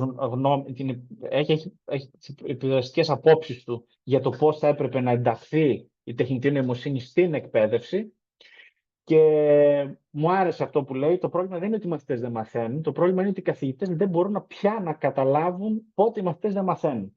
Αυτή είναι η ψευδαίσθηση του ελέγχου που δημιουργείται από τον εκπαιδευτικό. Νομίζουν οι εκπαιδευτικοί ότι μπορούν να ελέγχουν την πορεία της μάθησης, και αυτό ήδη είναι προβληματικός υπόθεση, αλλά με την υποστήριξη εργαλείων όπως το ChatGPT αυτό γίνεται ακόμα πιο απατηλό. Και οι απαντήσεις μπορεί να φαίνονται σωστές, να δείχνουν μάθηση, αλλά η βαθύτερη κατανόηση απουσιάζει. Αυτό έχει φανεί σε πρόσφατες έρευνες που έχουν γίνει τις πρώτες πριν από 1 χρόνο περίπου. Σε κάποια γυμνάσια, ας πούμε στην Τουρκία είχε γίνει ένα, εξ όσων γνωρίζω, ακόμη ένα στην Αμερική, όπου φαίνεται ότι οι μαθητές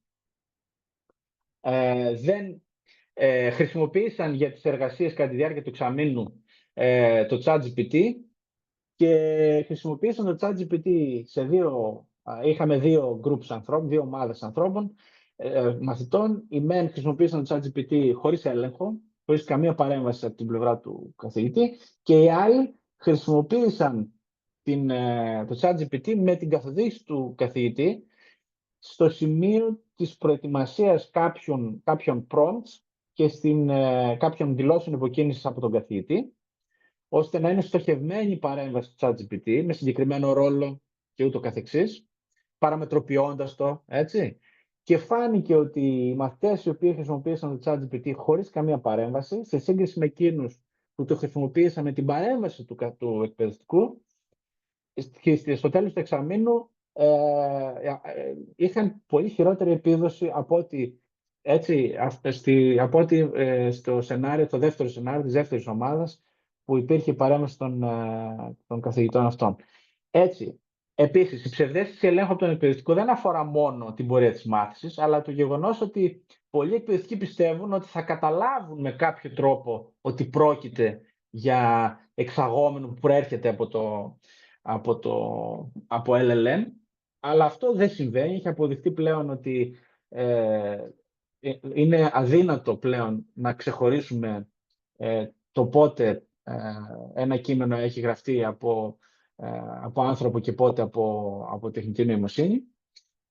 Και τέλος, η απατηλή γνώση στους μαθητές είναι αυτή στην οποία μόλις αναφέρθηκα, δηλαδή νιώθουν ότι ξέρουν, επειδή μπορούν να παράγουν περιεχόμενο με τη βοήθεια, αλλά πρόκειται για μια αυταπάτη.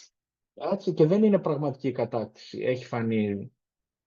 Επομένως, το πρόβλημα δεν είναι απλώς η χρήση, και εδώ ακριβώς είναι ο κεντρικός κομβικός ρόλος που έχουν να παίξουν οι εκπαιδευτικοί, οι οποίοι αυτή τη στιγμή δεν χρειάζονται επιμορφώσεις, δεν έχουν επιμορφωθεί για τη χρήση αυτών των εργαλείων καν, έτσι, χρησιμοποιούν ευκαιριακά αυτά τα εργαλεία και αν τα χρησιμοποιούν. Οι μαθητές επίσης δεν μπορούν να τα χρησιμοποιήσουν αποτελεσματικά αποτελεσματικά και σε διάφορες κατευθύνσεις που θα μπορούσαν να το κάνουν εάν ένας εκπαιδευτικός που έχει επιμορφωθεί τους καθοδηγούσε. Και έτσι αυτό που μας ενδιαφέρει είναι να αναπτυχθεί, να καλλιεργηθεί ένα νέο είδος γραμματισμού, στο οποίο έχει αναφερθεί πολλές φορές το πρόσφατο παρελθόν και η ζωή, και γι' αυτό τέτοια εγχειρίδια παίζουν ρόλο. Έτσι. Γιατί φέρνουν στην επιφάνεια το πρόβλημα και όχι τόσο αυτό, αλλά και δίνουν πρώτες πρακτικές λύσεις για την επιμόρφωση των εκπαιδευτικών και τους δίνουν και ιδέες, ώστε με τα δεδομένα του 2024, του 2023-2024 όταν γράφτηκε το βιβλίο, μπορούν να κάνουν μια αρχή. Βέβαια είναι μόνο η αρχή και απαιτείται οι εκπαιδευτικοί να είναι ενημερωμένοι για τις νέες εξελίξεις πλέον, και ο ρόλος του εκπαιδευτικού, είτε θέλουμε είτε δεν θέλουμε, έχει αλλάξει. Αναγκαστικά θα πρέπει να ακολουθήσουμε τις εξελίξεις, γιατί πολύ απλά δεν θα καταλαβαίνουμε, δεν θα είμαστε σε θέση μάλλον να ακολουθούμε την πορεία των μαθητών μας εν τέλει, στη γλωσσική εκπαίδευση. Αυτό ήθελα, ελπίζω να μην πήρα πολύ χρόνο, και 37. Πολύ ωραία, ευχαριστούμε. Νομίζω και 37 ξεκινήσαμε, οπότε ωραία. Μια χαρά, πολύ ωραία, ευχαριστούμε πολύ. Πριν δώσω το λόγο για ερωτήσεις, βλέπω η κυρία Καμπάκη έχει μία στο chat. Κυρία Καμπάκη, θέλετε να τη ρωτήσετε, θέλετε να τη διαβάσω εγώ, τι προτιμάτε? Λοιπόν, εδώ να ευχαριστήσω πολύ τον αγαπητό κύριο Τάντο για την ομιλία που έκανε σήμερα. Πραγματικά είναι πάρα πολύ δύσκολο. Είναι ένα turning point, νομίζω, αυτή τη στιγμή. Όλη η ανθρωπότητα βρίσκεται σε ένα turning point. Και η τεχνητή νοημοσύνη είναι κάτι το οποίο, όπως είπα και προηγουμένως, είναι πραγματικά στα σπάργανα. Παρόλο που έχει προχωρήσει αρκετά, είναι όμως στα σπάργανα ακόμη, είναι πάρα πολύ νωρίς. Κάτι που μας τρομάζει εμάς τους παλιότερους, και όχι μόνο εμάς τους παλιότερους. Δεν λέω για μένα που πια είμαι 70 χρονών. Μιλάω ακόμη και για 40, για 50, για εκπαιδευτικούς. Τρομάζουν, οι φιλόλογοι ειδικά. Και με αυτό έχει σχέση και η ερώτηση που σας έκανα. Θα μπορούσα πάρα πολλά πράγματα θέλω να μιλήσω, αλλά δεν θέλω να πάρω το χρόνο από τους φοιτητές μου, αυτοί να μιλήσουν και να ρωτήσουν. Αλλά πραγματικά πώς το βλέπουν οι φοιτητές σας αυτό το μάθημα που έχει τόσα πολλά στοιχεία από μαθηματικά, από φυσική, πράγματα που οι φιλόλογοι τα φοβούνται. Και σας το λέω εγώ που έχω ασχοληθεί πολύ με μαθηματικά μοντέλα και δεν φοβάμαι τα μαθηματικά. Οι φιλόλογοι τώρα, οι φοιτητές, οι δευτεροετής δεν γράφουν το μάθημα, σε ποιο το κάνει το μάθημα. Πώς το βλέπουν το θεωρητικό κομμάτι καταρχήν, γιατί χρειάζεται ένα θεωρητικό πλαίσιο στην αρχή, πριν προχωρήσετε. Ναι. Πώς το βλέπουν, ποια είναι η εντύπωσή σας, δεν ξέρω αν έχετε κάνει κάποια έρευνα. Ναι. Λοιπόν, η αλήθεια είναι ότι αναγκάστηκα από πέρυσι να αλλάξω όλα μου τα μαθήματα εκ βάθρων. Τα μαθήματα υπολογιστικής όπως διδάσκονταν μέχρι πριν το 22, ίσως και το 23, εγώ τα έχω αλλάξει πλήρως. Όλες μου διαφάνειες είναι διαφορετικές. Το υλικό έχει αλλάξει εντελώς. Για να είμαι ειλικρινής, μεγαλύτερη δυσκολία είχα στην πρώτερη φάση, στην προηγούμενη φάση, γιατί πολύ απλά ήμουν αναγκασμένος να τους περιγράψω, μάλλον να εισάγω στο μάθημα την αλγοριθμική προσέγγιση, τι σημαίνει η επίβλεψη ενός μοντέλου, να μιλήσω για γραμμική άλγευρα, έστω για τα βασικά, να τους κάνω προγραμματισμό και όλα αυτά. Τώρα, μετά ειδικά από αυτό το breakthrough το τέλος του 2022, επειδή έχει αλλάξει τόσο πολύ το παιχνίδι μέσα σε εισαγωγικά ως προς τη χρήση των εργαλείων αυτών, σου επιτρέπεται μέσα σε εισαγωγικά να παρακάμψεις τα μαθηματικά και σε μεγάλο βάθος, όπως γινόταν παλιότερα, για να κατανοήσει κανείς πώς θα χρησιμοποιήσει ένα πρόγραμμα, εφόσον πλέον το μοντέλο είναι εκεί. Προσπαθώ δηλαδή να μπω τόσο βαθιά όσο είναι χρήσιμο για τους ίδιους και για το μέλλον τους. Προσαρμόζετε δηλαδή κατά το κρατήριό σας. Το προσαρμόζετε, με άλλα λόγια. Ναι, ναι, το προσαρμόζετε. Ναι, ναι. Αυτή είναι και σωστή διαδικασία, βέβαια, εκπαιδευτικά, βεβαίως. Βεβαίως. Ναι, ναι. Και πώς το βλέπουν το μάθημα οι φοιτητές, τους αρέσει? Εγώ δεν είχα, προς το παρόν, δεν έχω δει κάποιον, δηλαδή περισσότερο τους είδα να έχουν μια περιέργεια να μάθουν τι συμβαίνει. Φυσικά τους αρέσει, ναι, τους αρέσει. Πάντα είχα αρκετούς φοιτητές, είναι αλήθεια, στο μάθημα. Και κυρίως, από ό,τι έχω καταλάβει, είναι ακόμα δεν έχουν καταλάβει τη σύνδεση πολλών πραγμάτων και το στίχημά μου εμένα είναι να τους δείξω, μάλλον να τους κάνω να εκτιμήσουν σε ένα βαθμό όσο γίνεται πώς φτάσαμε εδώ on the shoulders of giants, πώς λέμε, έτσι, και από τη μία, αλλά από την άλλη κυρίως να δουν το μέλλον, γιατί στην ουσία με όλο αυτό το breakthrough που έχει συμβεί, δημιουργούνται και νέες ευκαιρίες. Και προσπαθώ κάπως να τα συμβάσω και τα δύο. Ναι, μπορώ να πω ότι περισσότερο είναι ευχαριστημένοι από την αλλαγή του μαθήματος. Και ναι, ευχαριστημένοι, αρκετά ευχαριστημένοι. Ναι, αυτά. Και εγώ να σας πω την αλήθεια, είναι η δεύτερη χρονιά που βλέπω κάνω το μάθημα της εισαγωγής στην υπολογιστική. Το εισάγω λίγο και στο δεύτερο μάθημά μου, αλλά δεν έχω ακόμα ικανό δείγμα πολλών φοιτητών για να συμπεράνω το τι σημαίνει. Αν σας έλεγα, για παράδειγμα, τι συνέβαινε στην προηγούμενη κατάσταση, ξέρω φοιτητές που έχουν τελειώσει το τμήμα μας και έχουν ακολουθήσει αντίστοιχα μεταπτυχιακά, πήραν άλλη πορεία, μπορώ να το πω. Δεν έχω ακόμη όμως δει ποια θα είναι τα αποτελέσματα αυτών των μαθημάτων που κάνω. Ελπίζω και τους κατευθύνω τουλάχιστον να δουν και αυτές τις διαφορετικές και νέες, ας πούμε, οδούς και διεξόδους, ας πούμε. Αυτό προσπαθώ να κάνω. Να συνδυάσω λίγο βάθος με το τι μπορεί να κάνουν και να χρησιμοποιήσουν αυτό. Για να μην μονοπολώ, με μια μικρή ακόμη ερώτηση που νομίζω όλους μας ενδιαφέρει. Η επιμόρφωση των καθηγητών που είπατε. Ναι, είναι πολύ σημαντικό. Αυτοί πάντα δηλαδή, από τον καιρό που είχαμε την εγκατάσταση των παλινοστούντων στην Ελλάδα και επειδή έτυχε να είναι στην Ξάνθη, είχαμε πάρα πολλούς παλινοστούντες, τρέχανε πίσω από τις εξελίξεις. Δηλαδή, πρώτα γινόταν όλη η διαδικασία, από μόνοι μας δηλαδή εκπαιδευτικοί, χωρίς γνώσεις, οι μαθητές, οι γονείς, και μετά ερχόταν η γνώση πολύ αργότερα. Δηλαδή, αυτό το πράγμα δεν θέλουν να γίνει αυτή τη φορά. Δεν πρέπει να γίνει αυτή τη φορά. Πρέπει να πιεστεί οπωσδήποτε η κατάσταση. Δεν ξέρω πώς θα γίνει, να γίνουν οι ενημερώσεις των καθηγητών, μορφωτικά σεμινάρια, οπωσδήποτε, με οποιοδήποτε κόστος. Ναι, και ειδικά σήμερα η πραγματικότητα αλλάζει τόσο ραγδαία. Έτσι. Δηλαδή, αυτό που συμβαίνει μέσα σε ένα μήνα, να έχουμε τέτοιες εξελίξεις και τέτοια νέα, και ξαφνικά να είσαι σε θέση να μπορείς να χρησιμοποιήσεις τόσο προηγμένα εργαλεία, από το κινητό σου μέχρι το λάπτοπ, το τάμπλετ σου, μέχρι να έχεις καινούριες συσκευές που θα σε παρακολουθούν, μικρά ρομποτάκια. Δηλαδή μιλάμε για πολύ γρήγορες εξελίξεις, ραγδαίες εξελίξεις, στις οποίες πρέπει να προσαρμοστούν οι φοιτητές μας. Και μάλιστα αυτό που είναι το ελπιδοφόρο, τουλάχιστον εγώ το βλέπω έτσι, είναι ότι οι δικοί μας φοιτητές και οι δικές μας φοιτήτριες έχουν ένα λόγο σε όλο αυτό, έτσι, και μπορούν να πάρουν μέρος στην εξέλιξη και δεν είναι πλέον τόσο μεγάλο το χάσμα ανάμεσα στους φοιτητές θεωρητικών και τους αποφύτους θεωρητικών και θετικών επιστημών πλέον, έτσι. Ναι, πλέον έχει σχεδόν εξανεμιστεί και μάλιστα σε πολλές συζητήσεις που έχω κάνει και με συναδέλφους από τα πληροφορικής, μηχανικούς κλπ. Αυτοί βρίσκονται στην άλλη άκρη, δηλαδή αυτοί είναι πανικόβλητοι σε σχέση με το τι ακριβώς μπορεί να γίνει για τα δικά τους επαγγέλματα. Ειδικά έτσι ενδεικτικά να πω ότι ας πούμε, το επάγγελμα του developer, του προγραμματιστή, απειλείται σε ολόκληρα domains του προγραμματισμού, έτσι. Και είναι πρόβλημα αυτό, μεγάλο για αυτά τα επαγγέλματα, αλλά αντίθετα για εμάς τα πράγματα έχουν μια άλλη πορεία. Δεν είναι υποχρεωτικό ότι εμείς θα βρεθούμε στη γωνία μέσα εισαγωγικά. Εμείς είμαστε και θα είμαστε το ίδιο πολύτιμοι, πιστεύω, και ίσως και περισσότερο πλέον με αυτά τα εργαλεία. Πολύ χαίρομαι.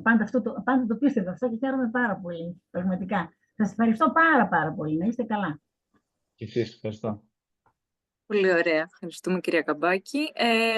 Κάποια άλλη ερώτηση, κάποιο σχόλιο? Ίσως μέχρι λίγο να ζεσταθεί το κοινό. Αυτό που σκεφτόμουν είναι, ζητάμε ίσως από αυτά τα μεγάλα γλωσσικά μοντέλα να λειτουργήσουν ουσιαστικά με μία μεταγλώσσα, να έχουν μία μεταγλώσσα, δηλαδή να μας πούνε που είναι το λάθος, γιατί είναι λάθος.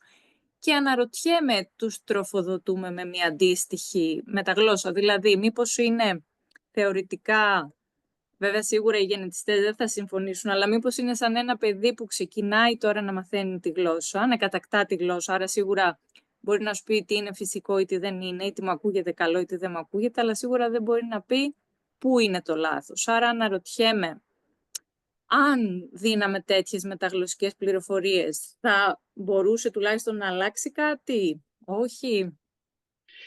Κοίτα, αυτό που λες είναι ενδιαφέρον βέβαια και ως σχόλιο και ως παρατήρηση, και αυτό που έχω να πω εγώ είναι το εξής, ότι και τώρα, ακριβώς επειδή να φανταστείτε ότι ας πούμε το GPT-4 έχει εκπαιδευτεί σε όλο το ίντερνετ, σε ολόκληρο, σε οτιδήποτε υπάρχει, έτσι. Έχουν σκραπάρει, δηλαδή έχουν τραβήξει δεδομένα χωρίς έτσι και αδιάκριτα, χωρίς να ζητήσουν, χωρίς να δουν αν έχουν το δικαίωμα, έτσι, παραβιάζοντας πνευματικά δικαιώματα και ούτω καθεξής, και χωρίς να παίρνουν άδειες χρήσης δηλαδή, και έχουν πάρει τα πάντα. Αυτό σημαίνει ότι σε σχέση με αυτή τη γνώση, τη μεταγλωσσική επίγνωση, δηλαδή ότι εδώ πρόκειται για υποκείμενο, ρήμα και ούτω καθεξής, αυτή τη γνώση την έχουν ως ένα σημείο, γιατί έχουν σκραπάρει και βιβλία γλωσσολογίας και γραμματικής, και ελληνικά και ξένα. Και πάρα πολλά μάλιστα. Εντάξει. Αυτό τι σημαίνει ότι εάν δείτε, αυτό δυστυχώς δεν το μπόρεσα να το δείξω γιατί μου σβήστηκε, αλλά πάντως αν πάρετε οποιοδήποτε από αυτά τα κειμενάκια που θα υπάρχουν στις διαφάνειες και ζητήσετε με ένα prompt να σας τα διορθώσει, θα δείτε ότι τα περισσότερα λάθη τα διορθώνει. Και όταν ζητάτε την πηγή του λάθους, θα πει πολλές φορές. Και πολλές φορές θα πει και σωστά για τις πτώσεις που πρέπει να έχουν, για το ρόλο το γραμματικό που πρέπει να έχουν. Τα βρίσκουν αυτά πολλές φορές αυτά τα μοντέλα.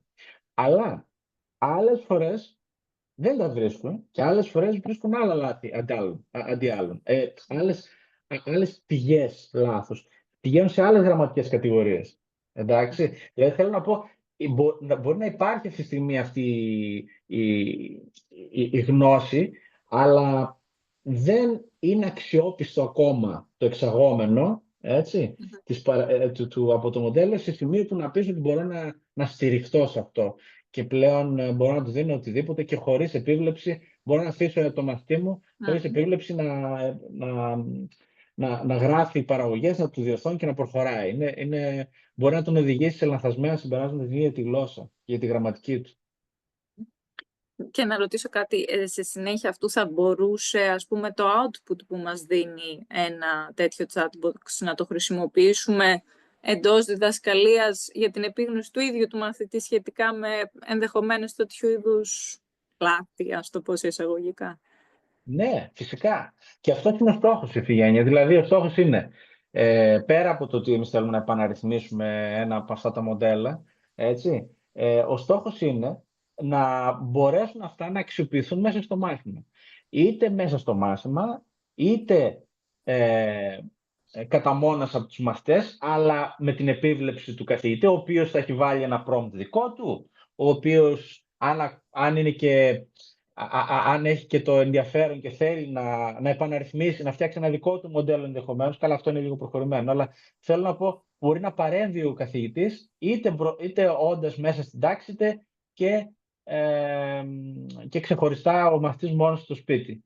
Αλλά η λογική είναι η ίδια. Μπορεί πλέον ένα μοντέλο, όχι, θέλω να πω, αν επαναρρυθμιστούν οι παράμετροι του, να φτιάξει διδακτικό υλικό, λαμβάνοντας υπόψη το προφίλ και τα ίδια των λαθών που έκαναν οι μαθητές στο εσκιμάθ εν προκειμένου.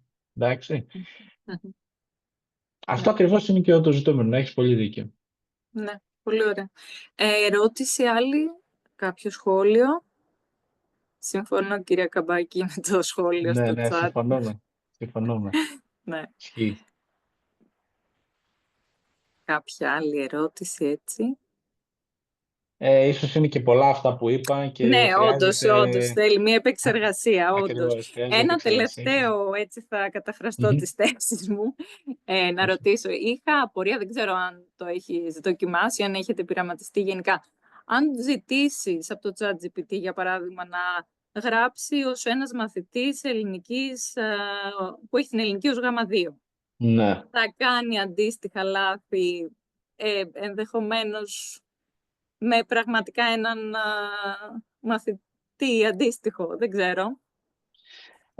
Το είχα δοκιμάσει αρκετά παλιά και θυμάμαι, αλλά δεν πρόκειται για άλλο μοντέλο και όχι για αυτό το οποίο μιλάμε, αυτό που χρησιμοποιούμε τώρα. Αλλά είδα κάποια στοιχειώδη λάθη που ήταν εξόφθαλμα λάθη που επέλεγε το μοντέλο να προσθέσει μέσα στο κειμενάκι του. Και αν μου δώσεις ένα λεπτό, μπορεί ίσως να δοκιμάσω και κάτι τέτοιο. Τι θα θέλαμε, ας πούμε, θα του πω, υπέθεσε ότι είσαι μαθητής.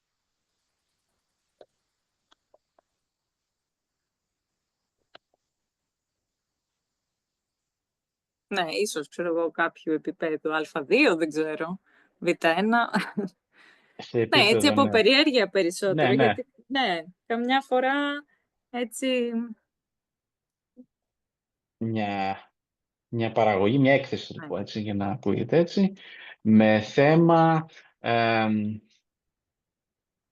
τι θέμα να βάλουμε με θέμα... Ο φιλόλογος... Ναι, ναι, καλά. Εντάξει, αρκετά περίπλοκο. Καλές. Ναι, σχολική εκδρομή. Και θα κάνω στο chat, αν είναι, το βεβαίως λέει, παρακάτω είναι ένα παράδειγμα έκθεσης και λέει, έκθεση, ωραία, να το τελειώσει και θα... Δεν βλέπω να κάνει πολλά λάθη, για να είμαι ειλικρινής. Ναι, θα... Κάτι αντίστοιχο υπέθετα, γι' αυτό έτσι το ρώτησα πιο πολύ. Λοιπόν, άρα νομίζω ότι... το έχω στείλει το περισσότερο. Εκτός από μία παράγραφο, το έχω στείλει στο chat και ακόμα μια, πότε μπορούν να το δουν. Εντάξει, έγραψε αρκετά, μια αρκετά καλή έκθεση, έτσι, διατρέχοντας. Ναι, για Β1 και στη βάση της εμπειρίας μας από το Εσκιμάθ, δεν γράψε έτσι. Έτσι, όντως δεν βλέπουμε να κάνει πολλά.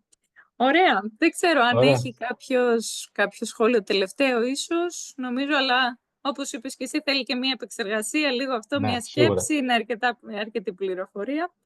Πολύ σίγουρα, ωραία, πάντως εγώ θα συμβούλευα τους συναδέλφους και τους φοιτητές μας από τώρα να επιμορφώνονται για τη χρήση των εργαλείων αυτή και όχι να τα χρησιμοποιούν αυτά τα εργαλεία ευκαιριακά. Υπάρχουν πάρα πολλά πράγματα που μπορούν να κάνουν και που δεν τα γνωρίζουν ακόμη. Ας ελπίσουμε ότι έχοντας στο αρχείο τους και αυτή την παρουσίαση, αυτό θα τους παροτρύνει και θα τους ενισχύσει στην προσπάθειά τους να να ενημερωθούν και να είναι πιο κοντά στις εξελίξεις. Έτσι, όχι ευκαιριακά και όχι και άκρητα, γιατί και πολλές Έτσι, φορές ακριβώς. παίρνουμε μόνο... Ναι. Πολύ ωραία. Ευχαριστούμε πάρα πολύ για την Εγώ πολύ ευχαριστώ. ενδιαφέρουσα παρουσίαση. Οι Εγώ υπόλοιποι θα ευχαριστώ. ανανεώσουμε το ραντεβού μας για 2 Τετάρτου. Είναι σχετικά σύντομα και η επόμενη ομιλία, οπότε θα ενημερωθείτε σχετικά με το γνωστό τρόπο. Ευχαριστούμε, Αλέξανδρε, πάρα πολύ. Και εγώ, Καλή Ευγένεια, ευχαριστώ για την συνέχεια σε πρόσκληση. όλους. Γεια σας. Γεια σας.